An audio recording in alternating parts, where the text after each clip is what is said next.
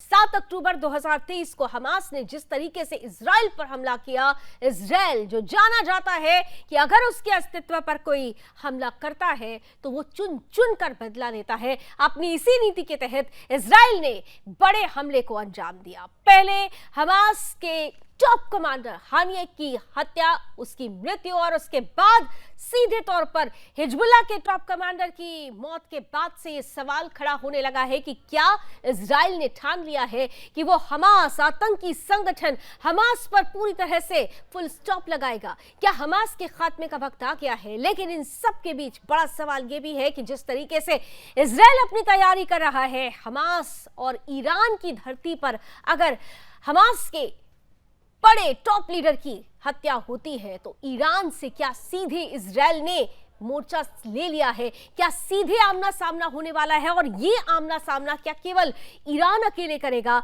या फिर 8 अलग अलग फ्रंट से इजराइल पर हमले की तैयारी हो रही है? और अगर ऐसा होता है, अगर फुल ऑन स्केल से इजराइल पर हमला होता है तो फिर स्थिति क्या बनेगी? मिडिल ईस्ट में क्या विध्वंसक स्थिति आने वाले समय में विश्व युद्ध की कहानी लिखेगी? आज इसी पर करेंगे हम खुलकर बहस। मेरे साथ कुछ ही देर में जुड़ेंगे आज के खास अतिथि, कराऊंगी उनसे आपका परिचय, लेकिन सबसे पहले वो टीजर रिपोर्ट देख लीजिए जिसमें स्पष्ट रूप से कहा जा रहा है कि इजराइल तैयार है हमास के फुल खात्मे के लिए।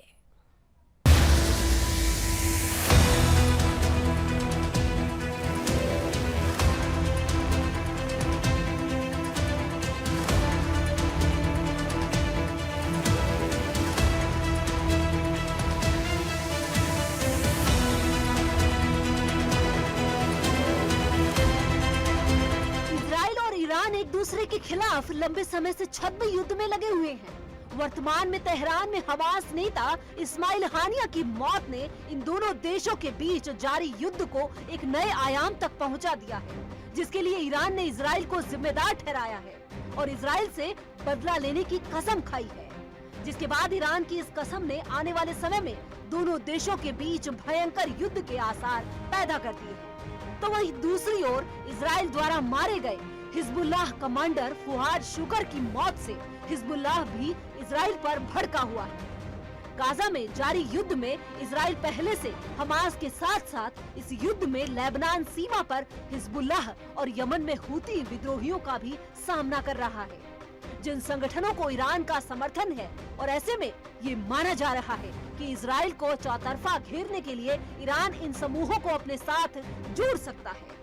और ऐसे में ये स्थिति इजराइल और ईरान के बीच संघर्ष के एक नए चरण के शुरुआत की ओर इशारा कर रही है। तो वहीं दूसरी ओर इजरायली युद्ध को ईरानी हमले के लिए तैयार कर रही है, यानी ये तय है कि ईरान पलटवार करेगा और जिस पर इजराइल की जवाबी कार्रवाई भी दिलचस्प होगी, जहां हो सकता है कि इजराइल अपने एक वार से अपने सभी दुश्मनों का खात्मा कर दे।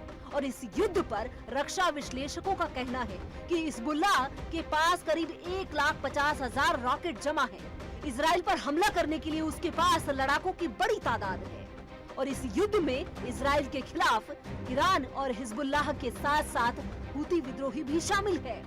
ऐसी स्थिति में कभी युद्ध ना कर हारने वाले इजराइल के लिए ये परीक्षा की घड़ी है और ऐसे में देखना दिलचस्प होगा कि आखिर इस बार इजराइल कैसे अपने दुश्मनों का दमन करता है। Bureau report, Sudarshan.